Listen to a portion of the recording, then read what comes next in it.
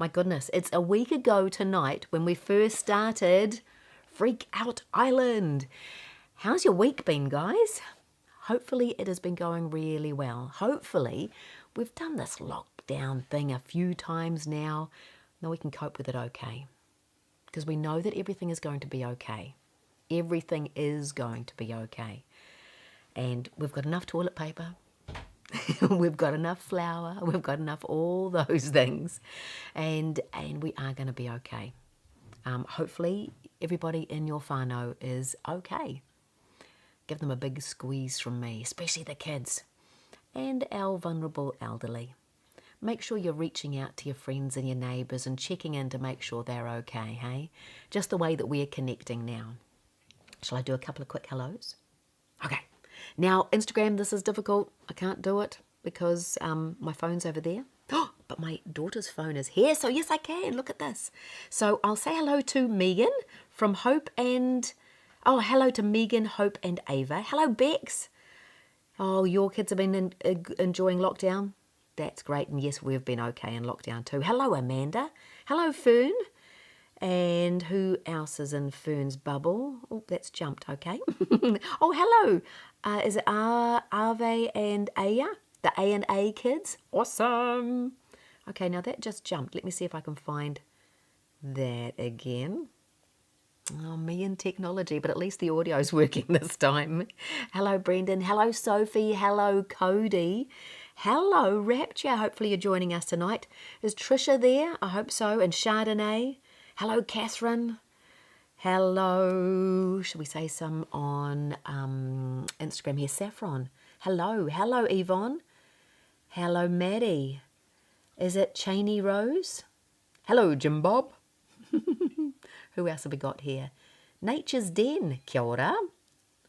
Thomas, hello. Oh, yes, you've been listening to Music with Michael. That was a great session today, wasn't it? Hello, just in time. Hello, Ella Rose and Danny and Vicky. Do you know what? Come to the end of the week and I finally get this technology thing down okay. I won't say completely right.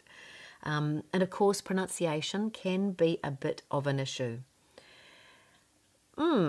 Enrico Manuel Monteclaro. Did I say that correctly? Samantha, hello. I can do that one. And Saffron and Jess, hello. Mel Parson Music. Kia ora. Lovely to have you here. Yay. Hello, Riley. Who else have we got here? Well, look, lots of people. Caitlin, hello. G'day, Mike. Give Jenny a squeeze from me. And Anna and Raywin and Olivia. Sorry, Olivia. Jonathan, hello everybody. It is so good to have you here tonight. But enough jibber jabber. Shall we have some story? Let me go across to this one here. And yes, I can see just about everybody. Hello Zeke. Hello Fern. Whose name did I not say here? Hello Hayden. You're here as well? That's awesome. Now, if you've missed any of the chapters of Freakout Island, they are on YouTube, okay? And this one will go there tonight. But just a gentle recap. Again, this is Leo. He's the star of the show. He's the one that blows doubly bubbly bubblegum. And when they drank the purple juice in happy hour on Friendly Island, he blew a bubble of bubblegum out his butt. Whoa. Okay, here we have Felix. Felix picks his nose and picked his brain right out of his head. Okay, so that's not good. Lovely wee Eden. 5-finger discount with this girl. She likes things that don't belong to her. Ricky, rude, obnoxious, swears a bit. Although you don't see that in the book, I'd like you to know. Just a few exclamation marks and things like that.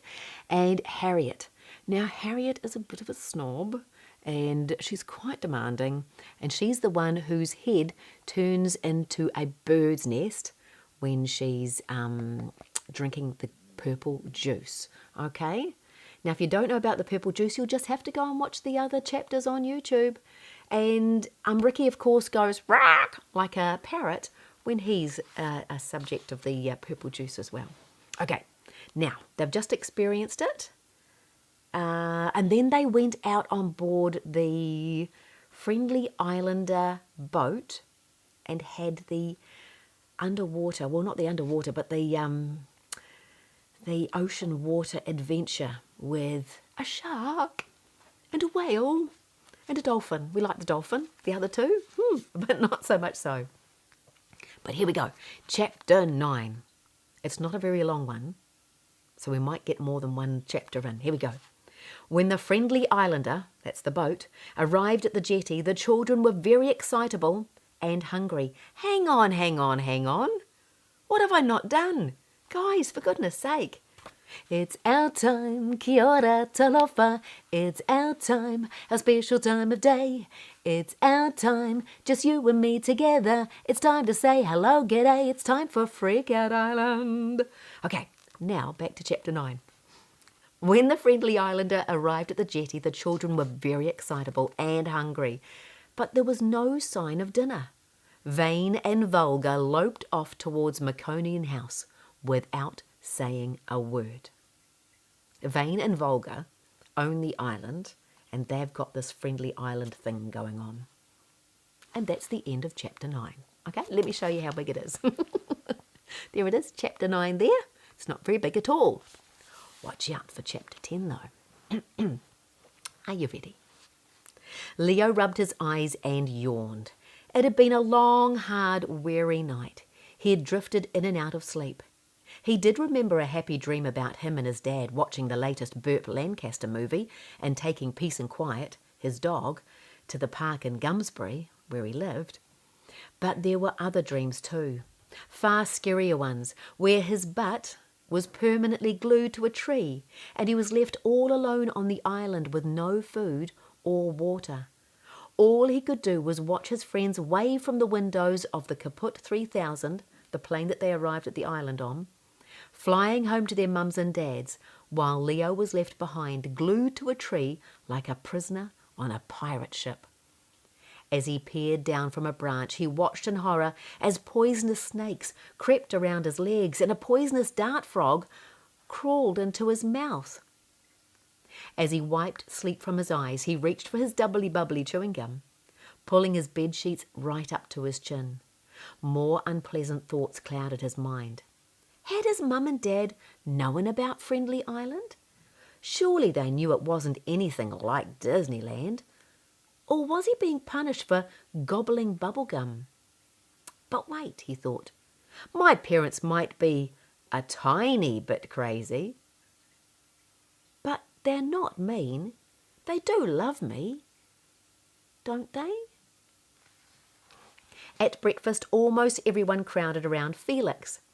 Everyone, that was, apart from Ricky, who chose to sit by himself at the end of the table. There was constant chatter about sharks, whales, and near-death incidents. Now remember, Felix was the one that leapt into the water to save Eden, who had tried to reach the dolphin and had reached too far and had gone falling in. She'd ridden the dolphin out away from the boat and a shark started circling her. And Felix went and rescued her, okay? Right. We have more surprises in store today, said Vane. Help yourself to our breakfast feast. Then we'll meet the friendliest of animals on the island. If you're lucky, you might even meet Daisy, the world's largest lizard. Then Vane laughed, but it wasn't a comfortable or cheery laugh. It was a cackle that vibrated and rumbled with a force so great it could have woken a sleeping tiger. I don't like that man, said Eden. He's, how does Ricky say it? Stubborn up the backside, Leo replied. Not one for cussing, is our Leo. No, the other one. A drongo butt. Yeah, a drongo butt, that's it, said Eden. Despite his excruciating hunger, Leo pushed his plate away. It knocked into a pair of old binoculars. Eden, he asked, picking them up, where did you get these? I found them. On the boat, she grinned. You can borrow them if you want. Oh, yes, please, said Leo. Thanks. I demand a refund, Harriet yelled, slamming her tablespoon into her green gloop. I'm not used to such inadequate guff. I grew up with a personal chef who taught me how to make crema catalina when I was 5. That's a Spanish dessert, in case you don't know. What am I doing here?" Then Harriet did the most outrageous thing. She stood up and she pushed her plate away. Hard. Leo watched it slide across the table before finally landing on the floor with an almighty smash. Oh, no. Vane glared at Harriet, his eyes like fire. "Are you not enjoying your breakfast?" he asked quietly. Leo stared at his own plateful of green gloop and felt slightly ill. He secretly hoped Vane might simply walk off and this whole thing could be over. "It's disgusting," said Harriet, and the children gasped in horror. "This island sucks. My boat at home is 10 times bigger than yours. It's 88 metres long and it's got 6 passenger rooms and 1 master room. And it's got a helicopter deck." Harriet then sat down. "There goes the safari," said Eden, slumping into her chair. Very calmly, too calmly for Leo's liking, Vane and Volga asked the children to follow them into the food hall's kitchen. But something felt strange. Why was Vane being so quiet? Why wasn't Harriet being told off? What was this place? The kitchen turned out to be very much like the one you might find at school camp, with large stainless steel bench tops and loads of wooden cupboards. Oh, and it smelt like old cheese. But what intrigued Leo most was the long, sparkly red curtains which stretched all the way along the kitchen bench. Like any good child, Leo had been taught not to touch what wasn't his. So the first thing he told himself was not to look behind the red curtain. "Don't look behind the red curtain," he said to himself. "Don't look behind the red curtain. Don't look behind the red curtain." Seconds later, he looked behind the red curtain, where he saw rows and rows of very small jars. Each one was filled to the brim with fluorescent purple liquid. If you looked very closely, you could also see tiny white bubbles hovering on the top. But what exactly was in those jars? And why were there so many of them? And why, wondered Leo, wasn't anyone allowed to look at them? Suddenly, a booming voice filled the kitchen, and Leo almost peed his pants right there on the spot. Crikey! He quickly shut the curtain and took his place behind the rest of the children. The voice came from Vane, who, along with Volga, stood on top of a crate by the kitchen bench. He grinned devilishly. "Before our wee surprise," he said, "Harriet here is going to make us a 5-star dish fit for a Michelin chef, because apparently the food we have provided her is not good enough. Isn't that right, Harriet?" "I never said that," Harriet replied, her face beetroot red. "Oh, yes, you did," said Vane, unloading ingredients from various cupboards. "By all means prove you can do better." And he strode towards the door. "Ha! Like she will," muttered Volga, just loud enough for the children to hear. Harriet silently shifted the ingredients into piles, refusing to look up. She only did so when she thought Vane and Volga had left the room. They hadn't. Vane was standing at the door now. "Oh, did I mention the good news?" he said in a sing-song voice. "If Miss MasterChef here does complete a 5-star dish fit for a Michelin chef, preferably a cake, as I really do love cake, then we shall go on an all-day safari. The jeep leaves in 1 hour." "What sort of safari?" Eden asked, very quietly. "Don't worry, little Miss Pretty," said Volga. "No sharp teeth or swimming involved." The children now had the kitchen to themselves. As Harriet desperately searched through cupboards, Ricky pounded the kitchen bench with his fist, with his fist. His vest. Dumb face, Harriet, he shouted, giving her an evil look. Now we're going to miss out on a safari ride because you couldn't keep your stupid mouth shut. Harriet placed her palms on the bench and glared back at him. I make the best cakes.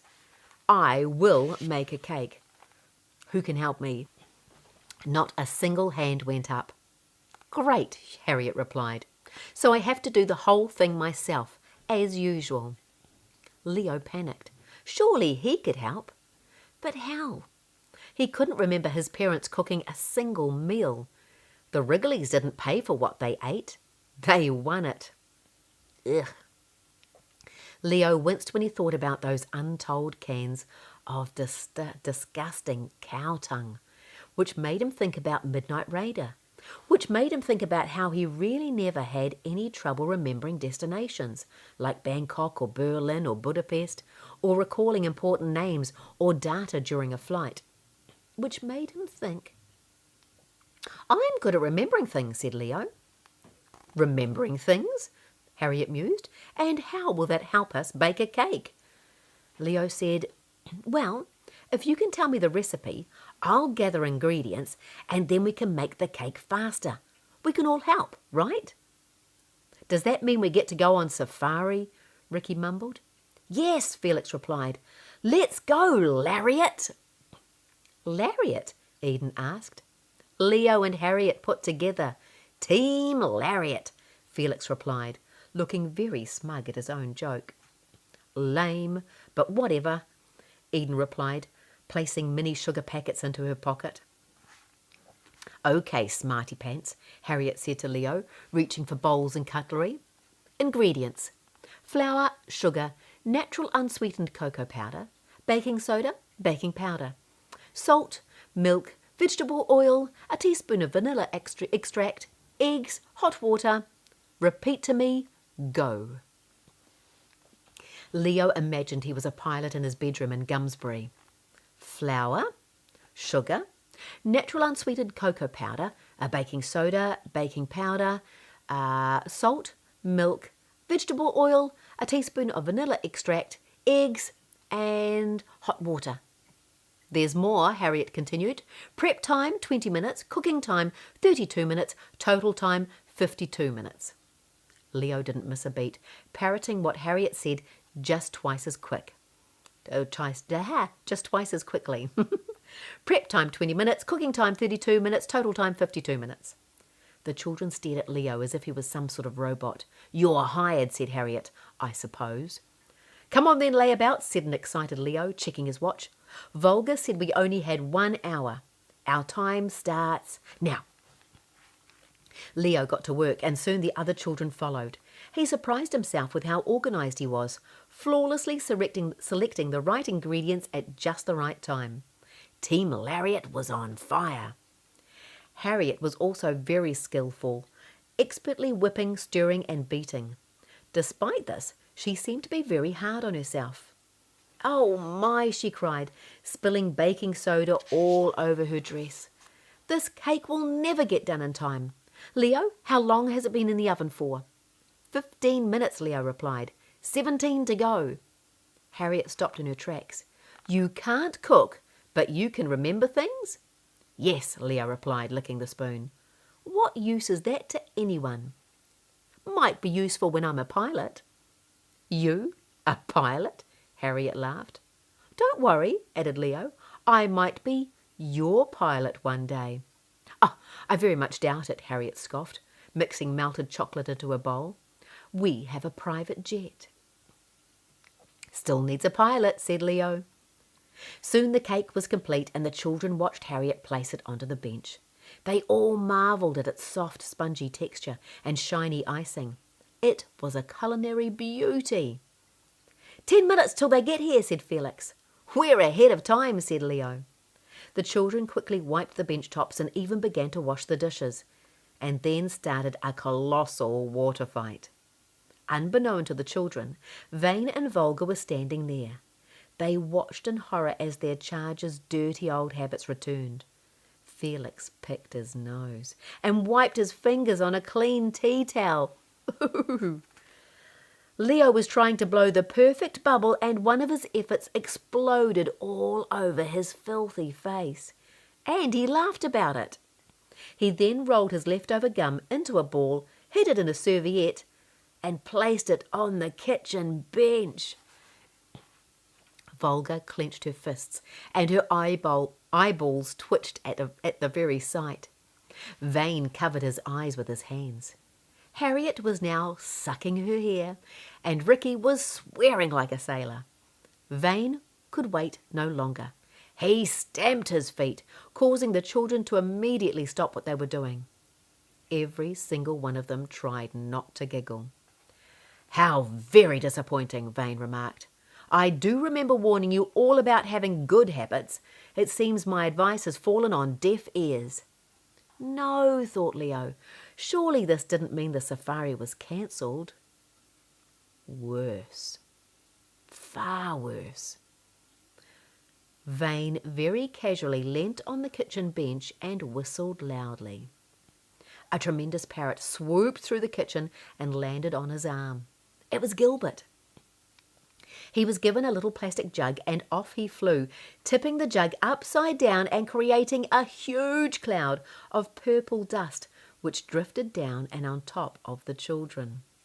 Seconds later a bell rang loudly. Dong, dong, dong, dong. The sound triggered a very familiar feeling for the children. A wonderfully sweet smell filled the air. Suddenly, Leo was dizzy. His tummy felt fizzy, and his butt felt squishy. Pink goo was running out from his shorts and along the tops of his legs. It was getting very bubbly, very quickly. "Wait," he said, turning to Ricky. This isn't happy hour again, is it?" "No." But all he got in response was a large beak in the air. Leo pulled back and could barely believe his eyes. An actual beak. An actual beak. Where did I put that one? An actual beak, a long grey one, protruded from where Ricky's nose had once been. "Rock!" he replied. "No, not again." Leo dragged his bubble bum butt across the kitchen floor and very carefully picked up the splendiferous cake from the bench. He placed it on the table in front of Vane and Volga.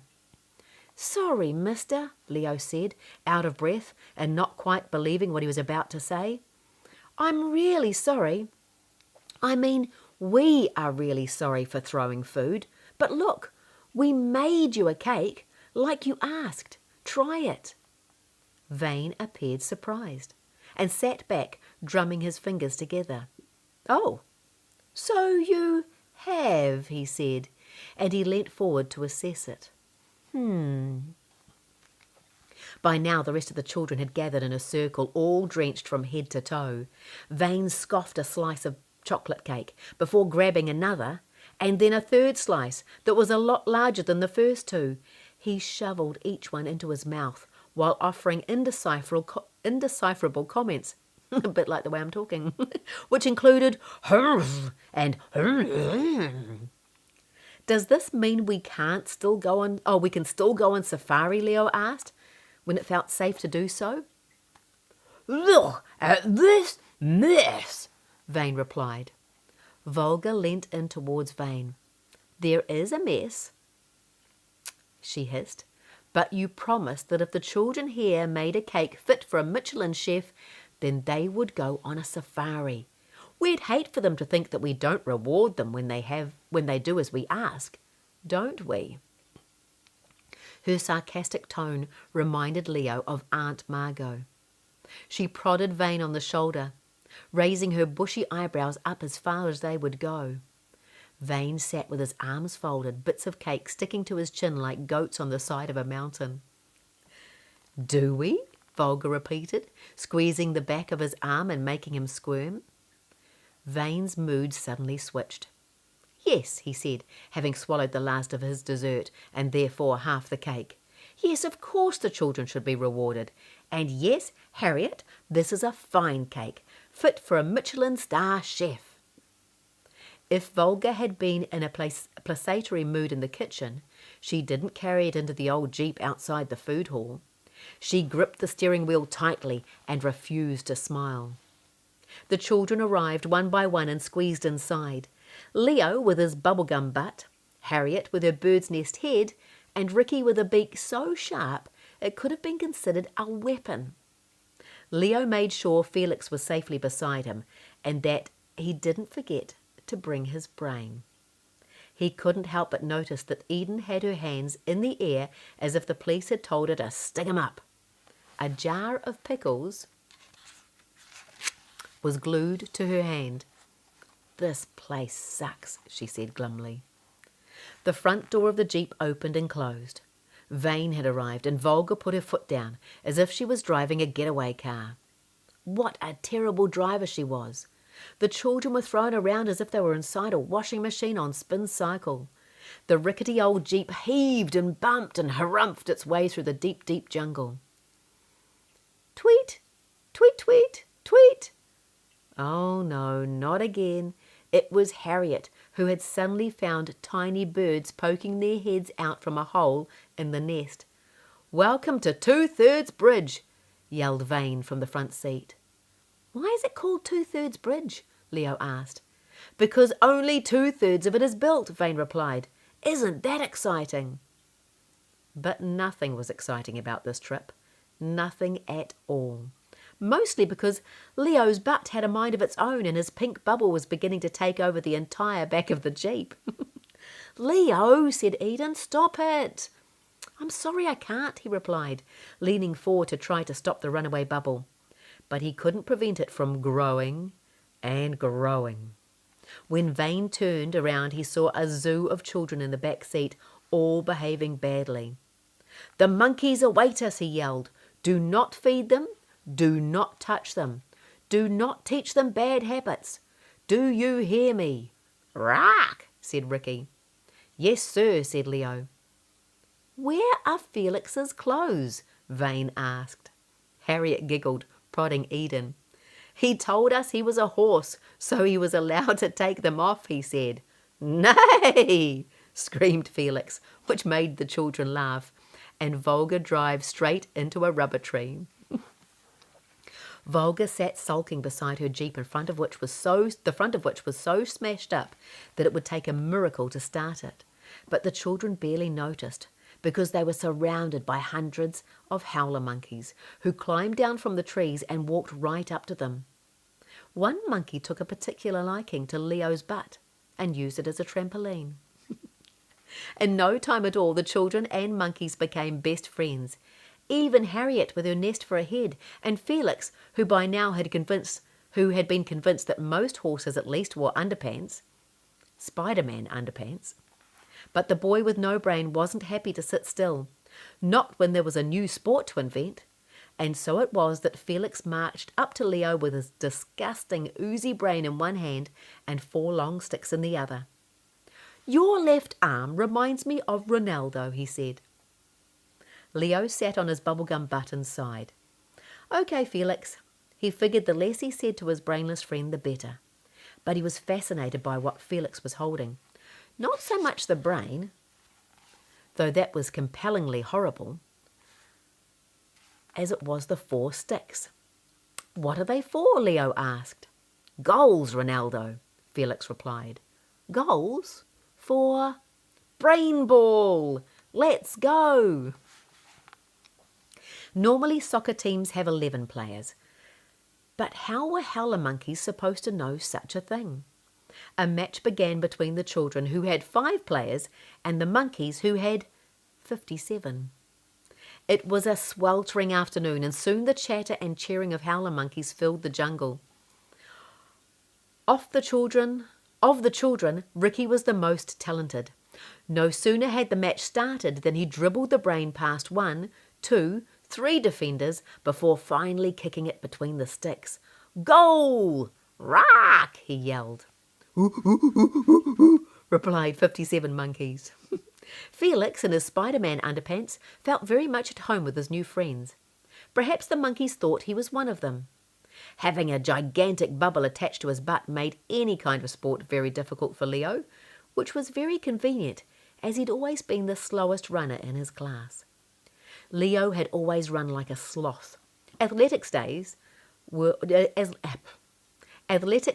the absolute worst, for as well as coming dead last in every single heat, Leo was forced to sit through the prize giving where almost everybody else, including his two best friends, Jono and Yang, won one trophy after the other. As for poor Harriet, right now it looked as if the birds in the nest on her head were making her itch like crazy. She frantically ran in bizarre directions to make them either fall off or fly away. She became competitive and very aggressive. She pushed the monkeys out of the way, found the brain and kicked it as hard as she could. Meanwhile, Leo ambled towards the little monkey who now lay on its back, a trickle of blood running down the side of its head. A few steps from the baby monkey, Eden spotted Vane, who had the look of an angry teacher. Eden ignored him. "Rark!" said Ricky, shaking his head. "I don't care what Vane and Volga said about not touching them," said Leo. "This one has hurt Ricky." "Rark! Rark! Rark! Rark! Rark!" Ricky wailed, and this time he pointed at Eden's arms. He seemed desperate. "Rark! Rark!" "I don't care what they said," Leo repeated. "The poor little thing is hurt." "I agree," said Eden. Without hesitating further, she picked the baby monkey up and cradled it in the arm that wasn't holding the jar of pickles. She oohed and she ahed, clutching the baby close to her chest. Thank goodness it was still breathing. The monkey opened its eyes, made a tiny squeak, and snuggled into Eden's folded arms. "Oh, it's so cute," she said. Suddenly, and all too late, Leo realized why Ricky was behaving so hysterically. He wasn't worried about disobeying Vane's orders. There was a far bigger problem, and Leo stood frozen with horror as he watched Eden attempt to place the monkey over her shoulder. The creature was stuck to her right hand, and its extremely angry mum was on her way. Volga catapulted from the roof of the jeep into the middle of the chaos. "Put the monkey down," she screamed. "The mother will attack you." "I can't," cried Eden, looking over her shoulder as she ran. The mother in question was the largest of the group. She was foul-smelling and evil-looking, with hands the size of buckets. Saliva dripped down her hairy face as she bounded towards her lost baby. This mother was angry. Angry. "Put the monkey down, child," Volga repeated. "I can't," said Eden. "She can't," Vane replied, jiggling and jostling his way to the jeep. Once again, Eden attempted to put the monkey from her hand, but it may as well have been superglued on. Suddenly, 56 other monkeys joined the angry mother. By now, Ricky was sitting in the back of the jeep, holding the door wide open and waving the rest of the children his way. "Rark! Rark!" "Coming, Ricky!" cried Leo. He picked up Felix's brain and pulled its owner towards the car. "Ronaldo," said Felix. "It's the World Cup final." But Leo forced Felix into the back seat and flung the brain at Ricky, who caught it in one hand. "There's no point sitting in there," Volga cried. "It's broken." Leo figured out that Ricky, Felix and his brain were in the worst possible place. "Guys, get out," he said. "They're going to crush the car completely." Less than a minute later, Vane, Volga, 5 children, a brain and a baby monkey found themselves completely cornered beneath the baluba tree by 56 other monkeys.